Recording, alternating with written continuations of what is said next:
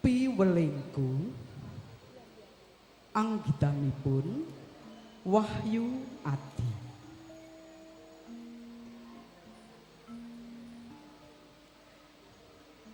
Kahanan jaman saiki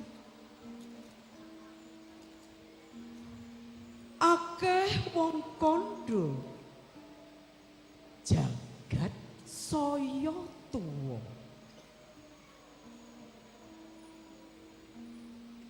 Tumindak ing manungsa ora wedi dosa. Galuh kae sawangen. Sawangen wewekane. Adoh saka pakarti luhur.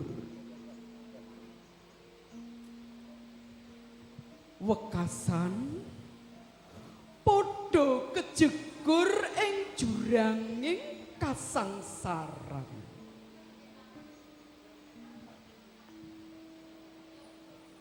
Ujare jaman saya maju, nanging akeh kang padha kesluru lumaku tindak dudu pangiming-iming gebyaring donya saya ngeglo. Padha lali Purwodak sino kaselak kepengin mulya. Sak temah tumindak blasar laku sara lan kadurakan. Korupsi saya ndadi palanyahan, dadi kasukan demo anarkis.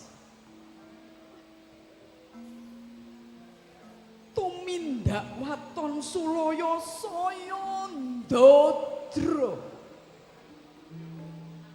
Narkoba merajalela ing bumi Nuswantara.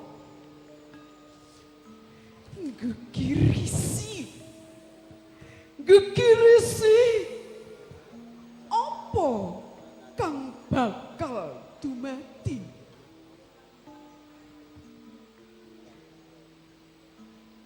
Lumantar angin kang sumilir midit ing wengi sepi. Aku weling marang para kadang sak Nuswantara. Aja nganti lena.